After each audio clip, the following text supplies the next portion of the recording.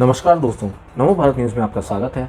दोस्तों, बेशक पीएफआई अपने आप को बेगुनाह साबित करने की कितनी भी कोशिश क्यों न कर ले, लेकिन उसके ऊपर लगे आरोपों की झड़ी उसकी बेगुनाही की दलीलों की बखिया उधेड़ती हुई नजर आ रही है।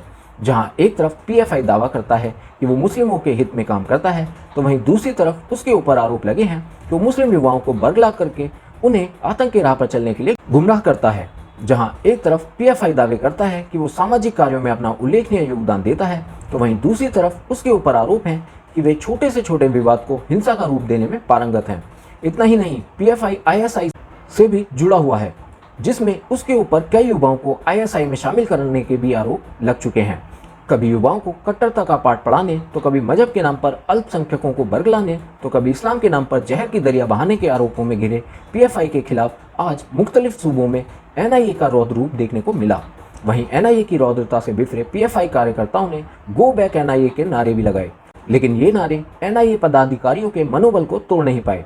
एनआईए ने एक के बाद एक सूबों में पीएफआई के ठिकानों पर रेड मारकर इनकी कमर तोड़ डाली। इतना ही नहीं, मुख्तलिफ सूबों में कुर्सी पर विराजमान इनके अध्यक्षों की अब हालत खराब हो चुकी है। दिल्ली से लेकर उत्तर प्रदेश में पीएफआई के अध्यक्षों की कमर तोड़ने के लिए अब जांच एजेंसियां एक्शन मोड में आ चुकी हैं। आइए अब आपको उन सभी आरोपों के बारे में विस्तार से बताते हैं जिनके आधार पर पीएफआई के खिलाफ यह कड़ी कार्रवाइयां की जा रही हैं। तो आखिर क्या है अब ये सारा मामला, जानने के लिए हमारे साथ इस वीडियो के अंत तक जुड़े रहें और इस वीडियो को ज़्यादा से ज़्यादा मात्रा में शेयर करें। बाकी अगर अब तक आपने हमारे चैनल को सब्सक्राइब नहीं किया है तो जल्दी से इसे सब्सक्राइब कर लें और इसके साथ ही बेल आइकन को दबाना ना भूलें। पहला है नागरिकता संशोधन कानून। साल 2020 में नागरिकता संशोधन कानून का मुस्लिम समुदाय ने विरोध किया था। दरअसल उन्हें डर था कि इस कानून के लागू होने के बाद उनकी नागरिकता छिन जाएगी। हालांकि केंद्र सरकार की ओर से लगातार उन्हें आश्वस्त किया जाता रहा है कि इस कानून के लागू होने के बाद उनकी नागरिकता पर कोई आंच नहीं आएगी, लेकिन उन्हें ये बात कभी समझ नहीं आई और उनका विरोध प्रदर्शन बदस्तूर जारी रहा। खैर, विरोध प्रदर्शन तक तो मसला ठीक था, लेकिन फिर जब विरोध प्रदर्शन की आड़ में हिंसात्मक गतिविधियों को अंजाम दिया जाने लगा तो स्थिति विकराल हो गई।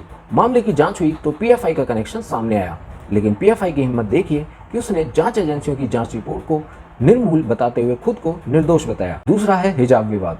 सीएए के बाद हिजाब विवाद में भी पीएफआई का कनेक्शन सामने आया। कर्नाटक से शुरू हुआ हिजाब विवाद देश के कई सूबों में पहुंच गया।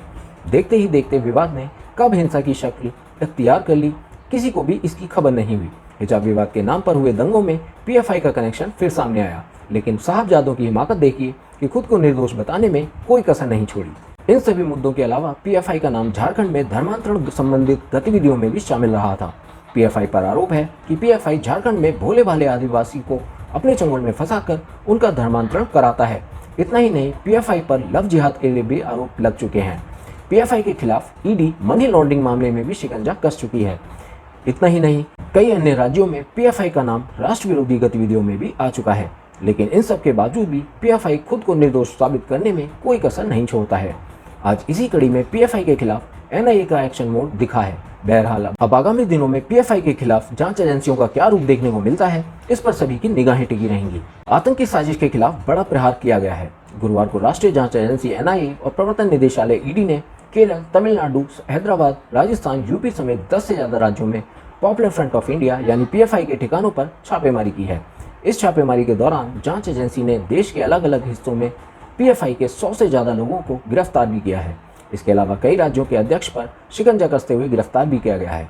जांच एजेंसी ने दिल्ली से पीएफआई के प्रमुख परवेज अहमद को गिरफ्तार किया गया है, जबकि दक्षिण के केरल से एनआईए ने पीएफआई के राष्ट्रीय अध्यक्ष ओमा सलाम को हिरासत में लिया है। जांच एजेंसी ने सबसे ज्यादा केरल से 22 लोगों को गिरफ्तार किया है।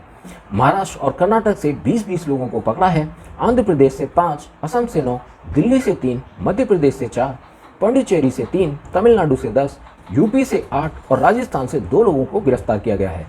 वहीं एनआईए और ईडी के इस ताबड़तोड़ एक्शन को लेकर पीएफआई के लोगों की बौखलाहट भी देखने को मिल रही है। पीएफआई के कार्यकर्ता सड़कों पर उतरकर इस कार्रवाई का विरोध जता रहे हैं। बता दें कि टेरर फंडिंग को लेकर एनआईए और ईडी ने ये छापेमारी की है।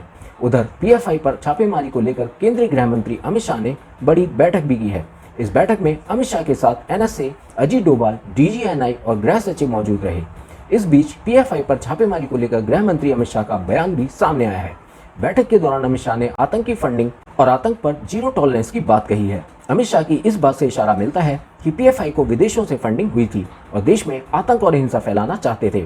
यही वजह है कि आज पीएफआई के खिलाफ एनआईए और ईडी ने मिलकर देश के करीब 12 राज्यों में छापेमारी की है।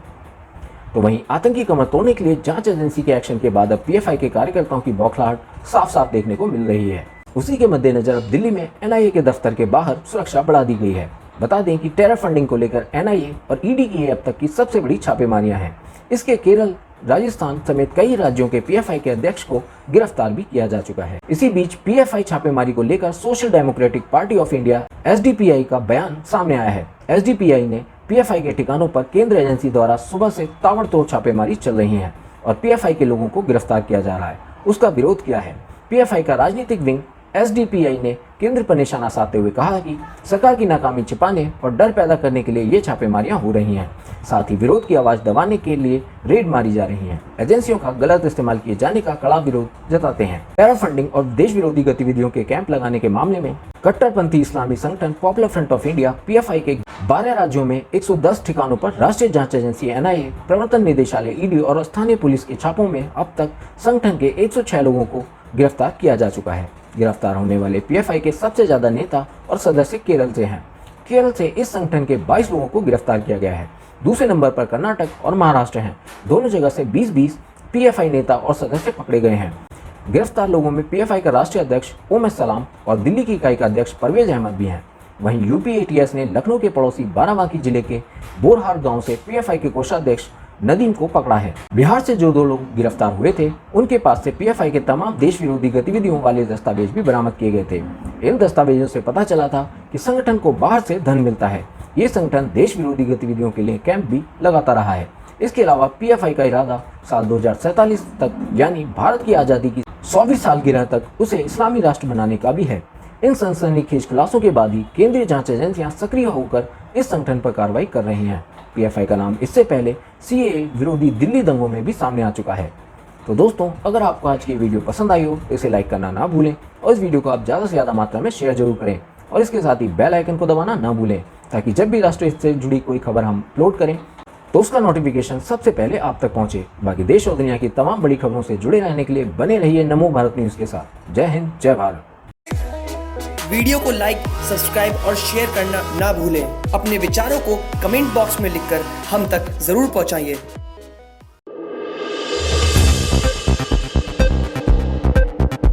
नमो भारत न्यूज़ की लेटेस्ट अपडेट पाने के लिए प्रेस करें सब्सक्राइब और उसके बाद बेल आइकन को दबाएं। वीडियो को लाइक, सब्सक्राइब और शेयर करना ना भूलें। अपने विचारों को कमेंट बॉक्स में लिखकर हम तक जरूर पहुंचाइए।